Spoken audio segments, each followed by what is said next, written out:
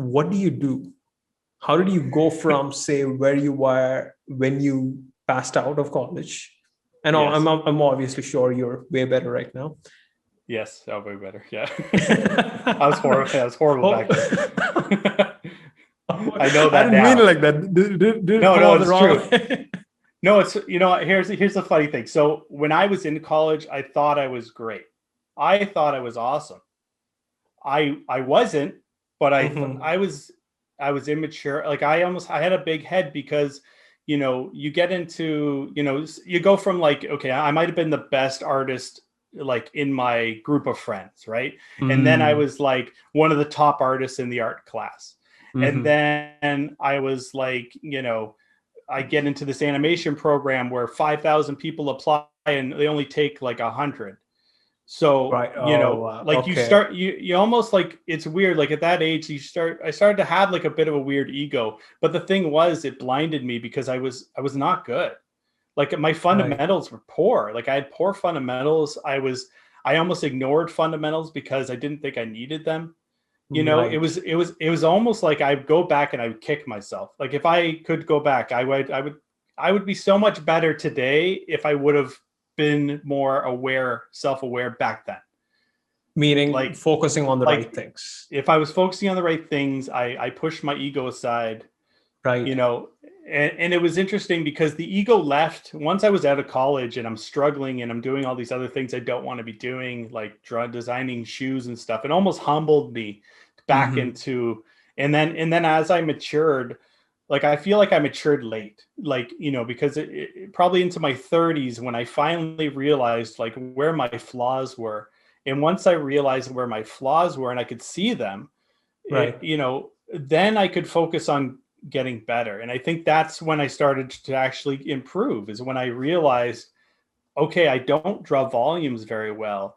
And like my perspective isn't great, and my line quality isn't, and my colors aren't good. And like, it's like I could start to see like where my gaps were and where I needed to focus. And I think that's, the young artists that you see nowadays, like who grew up with YouTube tutorials and and everything like that, you can see this like the level of talent for young kids. Like it's remarkable, right? They have so many more tools and the ones that have the art maturity to see where they need to improve, like those kids, you see them and they're just like, amazing. Like, and I'm jealous of that, because when I was their age, I was, in my own head and like thinking I'm great and don't need to practice or don't need to do this or don't need to learn anatomy and I don't need to, it's like, we can sort of, skip by using this style or something, right? Yeah. You start to think like that, that, oh, that's my style. You see that, right, oh, definitely. I draw this wrong because it's my style. And it's conscious.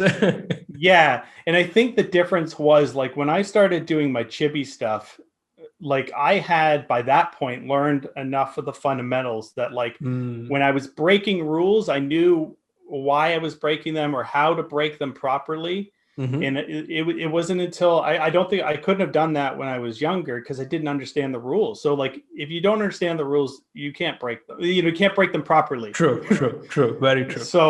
So I think that's why I try to encourage people when they say like, what should I do? What should I work on? And almost every single time, no matter what level you're at, it's almost like go back to those fundamentals, because those fundamentals are key foundation to like your rest of your art career. And so many people skip them because, they're maybe not exciting, to learn those things. And you want to make the pretty drawing right away. Like that's your goal, right? I want the pretty drawing that looks like the guy I like his art. I want to draw just like him. That. Right. I want to draw like that. And it's like, it doesn't really work that way. You might be able to make something that looks okay, but it's kind of like that saying, like you put lipstick on a pig, like, and it's, that might be harsh, to say, but it's the truth. No, you're spot on. You're spot on, and you're so right. I mean, that's actually what's been going on in my mind actually for the past week. I'd like to think I have a decent base of fundamentals, but I think from all the artists I look up to, I see your work, right? Like I'm going, okay, I really need to work on a couple of, say, weak points that I have, that I'm sort of, say, bypassing in the name of style and, stylistic choice. It's like, you know what, let's just draw that instead of, maybe doing it the actual way it's supposed to be done.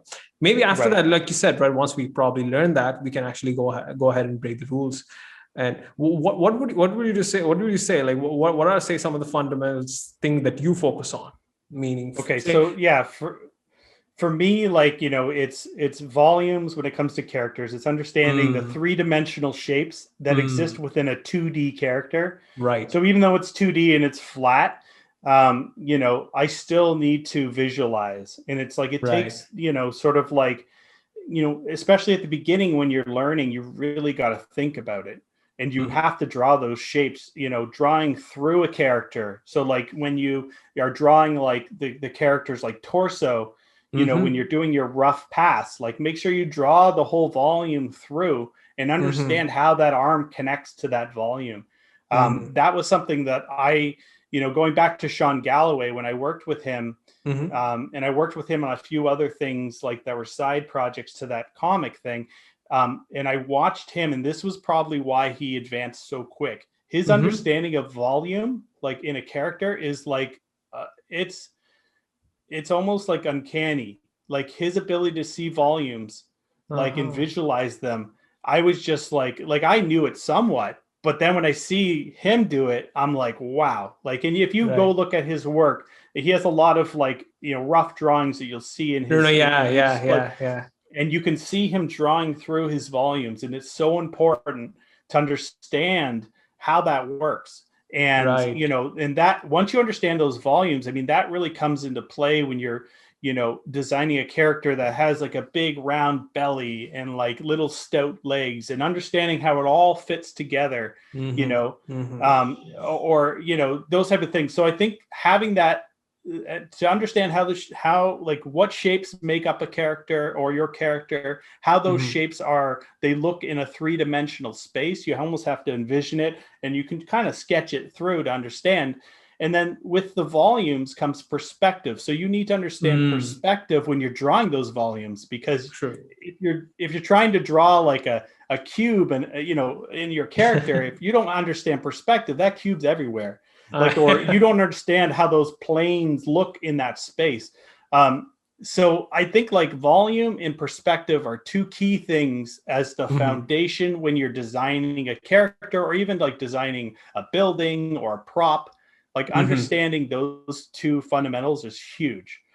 And that's sorry, go on.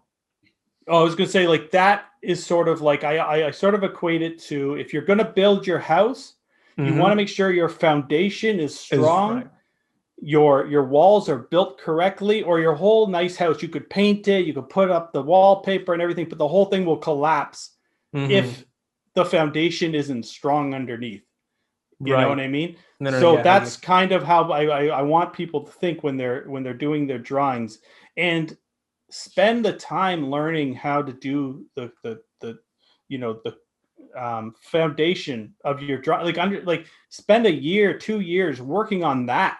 Like, don't worry about making it look pretty. Worry about making a strong understanding of what that foundation is. And I think that's, if I go back to, my younger self, I'd kick him and say, like, learn this stuff now. Like, focus on this. Don't worry about trying to make a nice drawing, that looks cool. Yeah. You don't understand how that really fits together.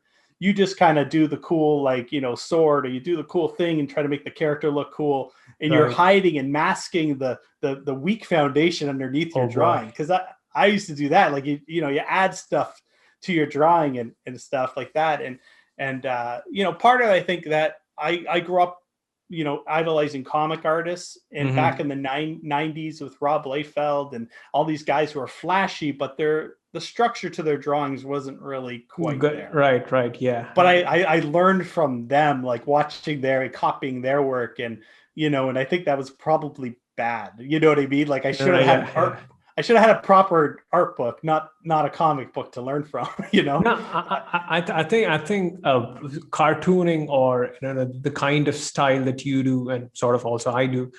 I don't know, the whole idea of bringing, say, core drawing and art fundamentals into that field has been relatively new. At least that's what I feel. Back in the day with the old comic artists, they were really what do you say? They were really focused on telling the story over the artwork. At least that's my observation. Maybe. Yeah, or just making it look flashy, like adding a lot of detail. Right. It was detail heavy. Yeah, and so like I think that's, things have transitioned now, and like I said before, like with people, younger people having the YouTube videos, tutorials, like your classes that you teach and stuff like that, like that kind of content is out there now. We didn't have that. Like when I was coming up, we didn't have that. I had How to Draw Comics the Marvel Way. That was the only book I had. That was it. Like, I had an aunt who was like a traditional artist, and she'd given me this book on like how to draw like properly. It was a nice, really nice art book.